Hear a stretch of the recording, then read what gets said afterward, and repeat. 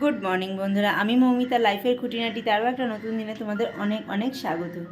তো এই যে সবাই ব্রেকফাস্ট হাতে নিয়ে আমরা বসে পড়েছি। এখন বাজে হচ্ছে 9টা 5। তো আজকে অনেকটাই তাড়াতাড়ি ব্রেকফাস্ট করছি, পরে আবার খিদে পেয়ে গেলে কি হবে জানি না।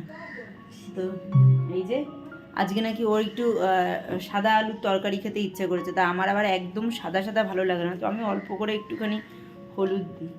আর দেখো, খেতে বসলে টিভিটা চলতে হবে, টিভিটা না চললে নাকি ওর খাবারটাই হজম হয় না। তো যাই হোক, এখানে আমি, এই যে মেয়ে, আর ওই যে কর্তামশাই। তো চলো আমরা আমাদের ব্রেকফাস্টটা সারি, তারপরে কাজ করব। অনেক কাজকর্ম পড়ে রয়েছে, কিন্তু এই যা বাইরের ওয়েদার হয়ে রয়েছে না, একদম একটা বাজে ওয়েদার হয়ে রয়েছে, মেঘলা মেঘলা হয়ে রয়েছে, আর গরম পড়েছে না, মানে রাতের বেলা তো রীতিমতো ওই হালকা করে হলেও একটু ফ্যান চালাতে হচ্ছে। যেমন গরম পড়েছে তেমন মশার উপদ্রব বেড়েছে, আর তার সাথে সাথে আরও একটা প্রবলেম হয়েছে, আমাদের এখানে গত 2 দিন ধরে জল আসছে না। তো আমাদের তবুও কালকে একটু একটু পড়েছে, আজকে তো আসেইনি। তো যতটুকু যার নিচের ট্যাঙ্কিতে জল ছিল সেটুকুই তোলা হয়েছে, জানি না ওইটুকু দিয়ে কতক্ষণ কি চলবে। তা না হলে আজকে মনে হচ্ছে ওই পুকুর ঘাটে গিয়ে আমাকে কাজকর্ম সব সারতে হবে। তো চলো, কি আর করা যাবে, যেটা যা হবে সবটাই তোমাদের সামনে তুলে ধরবো। ভালো হয়েছে? ও, আলুর তরকারিটা ভালো হয়েছে। তো চলো খাওয়া দাওয়া কমপ্লিট করি, করে সংসার যুদ্ধে নেমে পড়ি।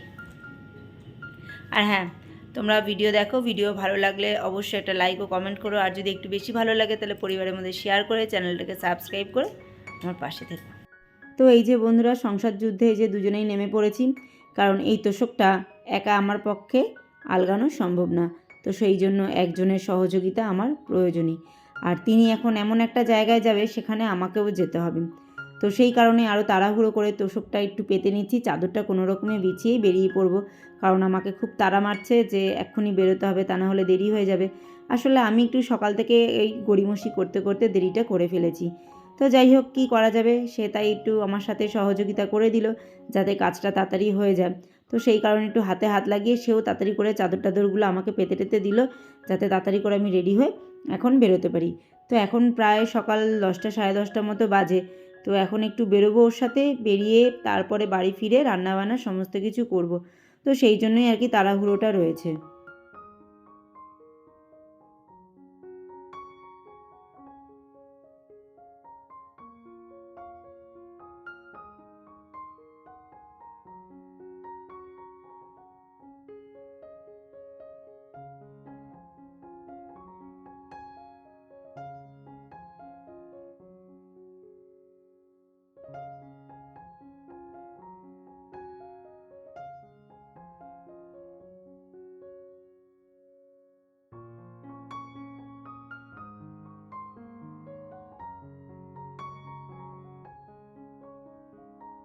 ঘরের কোনো রকম কোনো কাজই এখন করিনি, কোনো রকমে শুধু বিছানাটা একটু চেঞ্জ করে রাখলাম আর কি, যেহেতু বিছানাটা বসতে শুতে হবে সেই জন্য। আর এইদিকে দেখো, কাঁথা কম্বল বালিশ সব এই সোফাটার উপরে টাল করে রাখা রয়েছে, যেগুলো রেগুলার ইউজ করি সেগুলো, আর যেগুলো এই সবাই এসছে বলে নামানো হয়েছে সেগুলো সবই আর কি একটু রোদে টোদে দিয়ে এখানে এনে রেখেছি, এবার জায়গাটা জায়গায় রাখতে হবে। তো যাই হোক, কর্তামশাই তো আমার জন্য ওয়েট করছিল, কোনো রকমে আর কি রেডি হয়ে বেরিয়ে পড়েছি।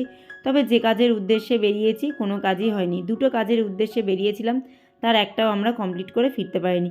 ওই শুধু খালি মানে কি বলবো তোমাদেরকে, রোদের মধ্যে বাইকে করে এদিক ওদিক ঘুরে বেড়ানোই হয়েছে আজকে সকালবেলাটা, কোনো কাজ আমাদের আজকে হয়নি।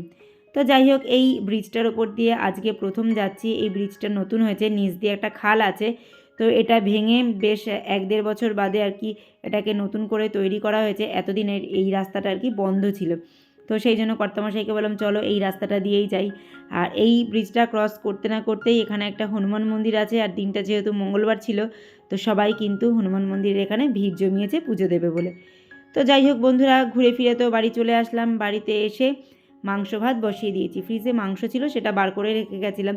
তো কর্তামশাই বললো ফ্রিজে মাছও আছে, দুটো মাছ ভেজে নাও, মাছের ঝোল আর করতে হবে না, একটু ভাজো। তো সেই জন্য ভাতে একটু আলু সিদ্ধ দিয়ে দিয়েছি। তো ওই আলু সিদ্ধ দিয়ে মাছ ভাজা দিয়ে তো খেতে ভালোই লাগবে। আর মাংস করছি, মাংসটা যদিও একবেলার মতো করেই করছি, কারণ অল্প একটু মাংস ছিল, তো সেটাকেই করে নিচ্ছি।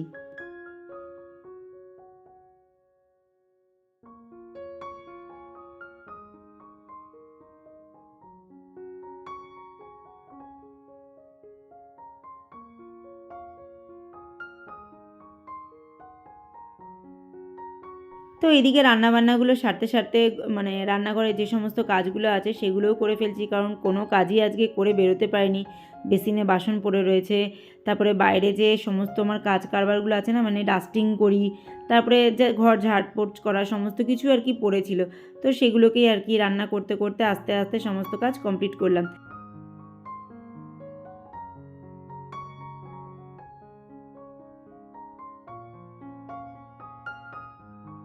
তো দেখো বন্ধুরা এখানে কি করছি, মানে আমার এইরকমই আর কি কাজ কারবার। মানে মাংসতে একটু গরম জল দেবো বলে 1 গ্লাস জলকে এই সসপ্যানটার ওপর বসিয়ে রাখলাম। ভাত এখনও উপুর দিইনি, ওই সসপ্যানের ভেতর ভাত হয়েছে, গ্যাস বন্ধ করে দিয়েছি যে 2-5 মিনিট একটু থাকুক, তারপরে গিয়ে মানে ভাতের ওটাকে উপুর দেবো। তো সেই জন্য ওর ওপরেই গ্লাসটা বসিয়ে রাখলাম। আর দিব্যি বেশ হালকা উষ্ণ গরমও হয়ে গেল, যে 1 গ্লাস জল আর কি আমি এই মাংসটার মধ্যে ঢেলে দিতে পেরেছি। অল্প মাংস বলেই এটা করেছিলাম, বেশি মাংস হলে তার ওইটুকু তাপে জল গরম হতো না। তো যাই হোক, এই রকমই আর কি করতে থাকি মাঝে সাঝে। আমি নিজেই এক সময় ভাবি যে কি উদ্ভট উদ্ভট কাজকর্ম আমি নিজেই করতে থাকি। আর এখন তো নিজের জন্যই ভালো হয়েছে যে নিজের কাজকর্ম না নিজেই আবার রিপিট টেলিকাস্ট করে দেখতে পারি। তো যাই হোক, এইদিকে কাজগুলো করতে করতে দেখো টাইলসগুলো, গ্যাসের স্ল্যাব ট্ল্যাবগুলো মুছে নিচ্ছি। আমি রেগুলার বেসিসে এইভাবেই রান্নাঘরটা সবসময় পরিষ্কার রাখার চেষ্টা করি, কারণ রান্নাঘরটা এমন একটা জিনিস না যেখানে সবসময় পোকা মাকড় মানে সব কিছুর উপদ্রব খুব বেশি হয়। যেহেতু খাবার দাবার থাকে সেই জন্য পোকা মাকড়, মাকড়সা, পিঁপড়ে এইগুলোর উপদ্রব খুব বেশি হয়। সেই জন্য না আমি রান্নাঘরটা সবসময় একটু ভালোভাবে পরিষ্কার মানে রাখার চেষ্টা করি। তো রান্নাবান্না করতে করতে আমি কিন্তু একটু লিকুইড সোপ দিয়ে সবসময় মানে যতটুকু হাতের নাগালে থাকে এই টাইলসগুলো মুছে নেওয়ার চেষ্টা করি। তো দেখো এইদিকে আমার মাংসটাও কষানো হয়ে গেছে, আর এই যে জলটাও আমার গরম হয়ে গেছে। তো জলটা মাংসটার মধ্যে দিয়ে দিলাম। এবার মাংসটা ফুটে গেলেই মোটামুটি রান্নাবান্না আমার কমপ্লিট হয়। তারপরে স্নান করতে চলে যাব, আর যখন খেতে বসবো তার আগেই আর কি মাছটা ভেজে নেব। আর আজকে মাছটা না একটু ম্যারিনেট করে রেখেছি, একটু আদা রসুন তারপরে সমস্ত যে ধনে গুঁড়ো জিরে গুঁড়ো এইগুলো দিয়ে না আজকে মাছটা একটুখানি ম্যারিনেট করে রেখে দিয়েছিলাম। তারপরে মানে গরম গরম ভেজেছিলাম, দারুণ খেতে হয়েছিল, খুব সুন্দর লাগছিলো আজকে মাছ ভাজাটা। তো এই দেখো এখানে এই যে গ্যাসের স্ল্যাবের এই জায়গাটা একটু মুছে নিচ্ছি।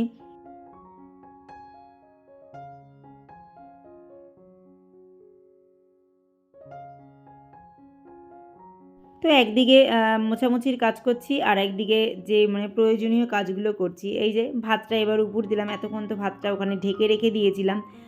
আর রান্নাঘরটা আমার মনে হয় সবসময় এইরকমভাবে একটু পরিষ্কার পরিচ্ছন্ন রাখা উচিত, কারণ এই জায়গাটা এমন একটা জায়গা যেখানে আমাদের মেয়েদের অনেকটা সময় কিন্তু এখানে কাটাতে হয়। তো সেই জন্য জায়গাটা পরিষ্কার পরিচ্ছন্ন করে সুন্দরভাবে একটু গুছিয়ে টুছিয়ে রাখাটাই আমার মনে হয় মানে ভালো। এতে কিন্তু রান্নাবান্না করতেও ভালো লাগবে, আর সমস্ত জিনিসগুলো পরিষ্কার পরিচ্ছন্নও থাকবে। তো সেই জন্য সবসময় আমি চেষ্টা করি রান্নাঘরটাকে একদম পরিষ্কার পরিচ্ছন্ন করে টিপটাপ করে গুছিয়ে রাখতে।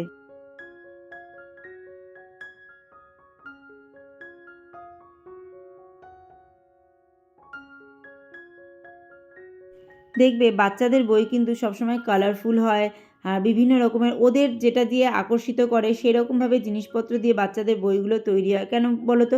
যাতে ওই জায়গাটা ওদেরকে আকর্ষিত করতে পারে। তো সেই রকমই রান্নাঘরটা যখন আমাদেরকে রান্নাঘরে থাকতেই হবে, রান্নাঘরে আসতেই হবে, তো সেই জায়গাটা যাতে আমাদেরকেও আকর্ষিত করে, তো সেইভাবেই রান্নাঘরটাকে সবসময় সাজিয়ে গুছিয়ে রাখা উচিত। তো যাই হোক, চলো মাংস হয়ে গেছে, এই যে মাংস ভাত এখন মেয়েকে খেতে দিয়ে দেবো, কারণ ওর আবার পড়া আছে। তো সেই জন্য ওকে আগে খেতে দিয়ে দিচ্ছি, কর্তামশাই আবার ওকে পড়তে নিয়ে যাবে।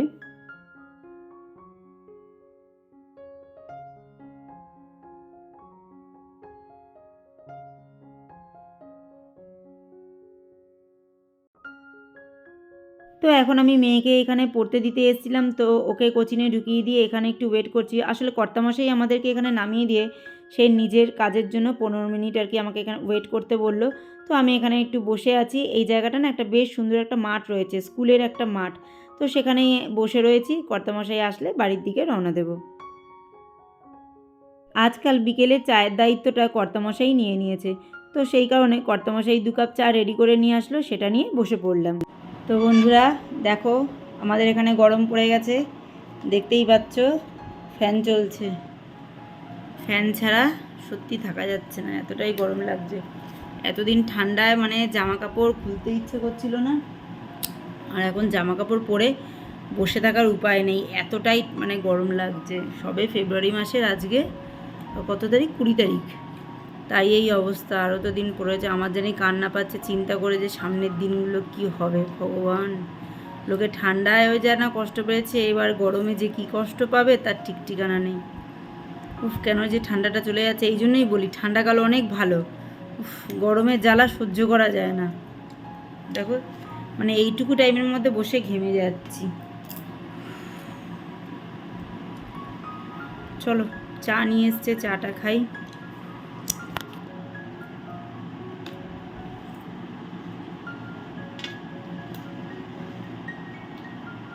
মানুষের জামা কাপড়ে ছিঁড়ি দেখে বুঝতেই পারছো গরম পড়ে গেছে। ফুলাতা জামার থেকে স্যান্ডো গেঞ্জিতে চলে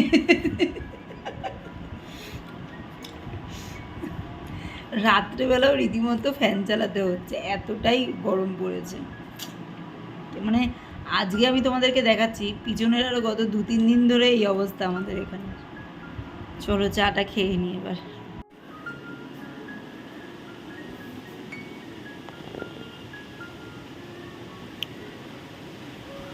তো বন্ধুরা, বাইরে পুরো একদম ঝোড়ো একটা হাওয়া দিচ্ছে। মানে ঠিক তোমাদেরকে কি বলবো, গরমের সময় যেমন কালবৈশাখী ওঠার আগে যেরকম একটা হাওয়া দেয়, সেরকম একটা বাইরে পুরো হাওয়া দিচ্ছে। মানে অন্ধকার তো তোমাদেরকে আমি দেখাতেও পারছি না, তাও দাঁড়াও একটু চেষ্টা করছি। দূরে নারকেল গাছের মাথাগুলো দেখতেই পাচ্ছ কেমন নড়ছে। এই যে দেখো দূরে নারকেল গাছ, আর এই যে দেখো এখানে দেখো আম গাছটা দেখতে পাচ্ছ।